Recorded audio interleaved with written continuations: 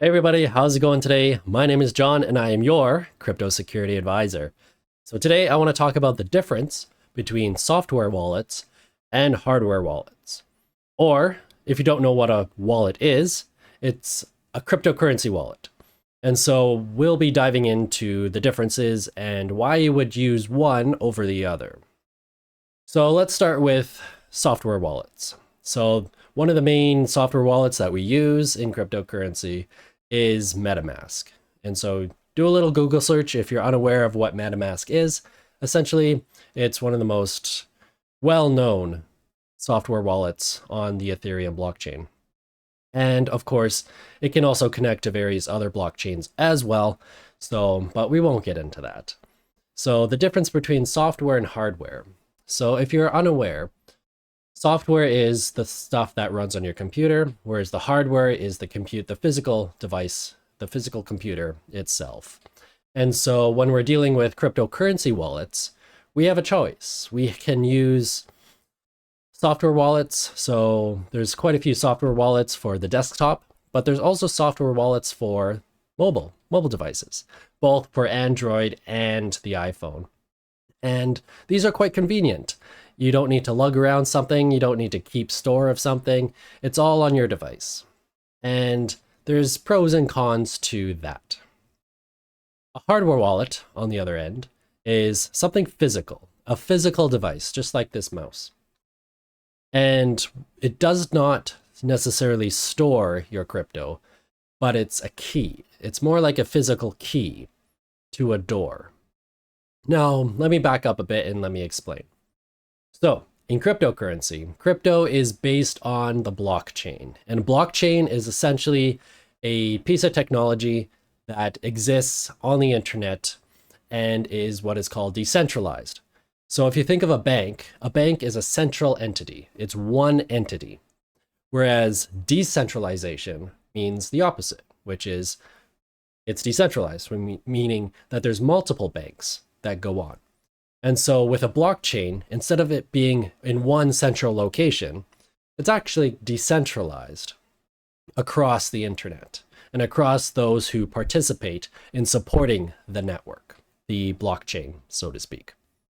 Now, if we take a look back at where cryptocurrency is actually stored, crypto is stored on the blockchain. It's not stored on your phone, it's not stored on your desktop or laptop, and it's certainly not stored on your hardware wallet. Instead, these wallets, think of them as keys to a door. So the keys to your crypto are essentially the software and hardware wallets that you keep track of. Now, if you've ever created your own software wallet or created an account on MetaMask or used Trezor, it's a type of hardware wallet, you will come across the option or a few options on how to store your seed phrase. Now, a seed phrase is essentially a complex password, and it's the main key to access your crypto. So as long as you have your seed phrase, and typically it's words from 12 to 24 different types of words that you must input in sequence. And that is your key to your crypto. So it's very important that you store it correctly. And it's also very important that you don't lose it. And also think of environmental threats, such as what happens if your laptop gets stolen? What happens if your seed phrase gets destroyed by a fire? So you got to think of those things. And I'll probably cover those in another video. Probably in the next week or so, or if I feel ambitious, tomorrow. We will see. But the reason why we want to differentiate between software and hardware wallets is that there's a scale of convenience and security. On one end, you have the convenience of a software wallet, where you don't have to interact too much with a software wallet. Whereas with a hardware wallet, there's a lot more that you have to do on your side. However, hardware wallet is more secure because you have to physically interact with the device. And with a software wallet, you just have to click a few buttons. And so this is very important in cybersecurity. So if we take a look at the differences between physical security and cybersecurity. Well, anything that's connected to the internet or connected to a network in general can be hacked. So that is one truth that we have to recognize. So if that is true, then the opposite must also be true, which is if it's not connected to a network, then therefore you cannot be hacked. Now, there is one caveat to this. As I said previously, a wallet is only the keys to your crypto. It doesn't store your crypto. As long as you have the seed phrase, the key, you have access to your crypto because it's stored on the blockchain. So you can lose your hardware device. You can lose the laptop that you stored your MetaMask account on. However, if you still have that seed phrase, you are safe. Now, I say this because we have to recognize that the blockchain is a piece of technology that exists on the internet. And if crypto is stored on the blockchain, it means that the blockchain can be hacked.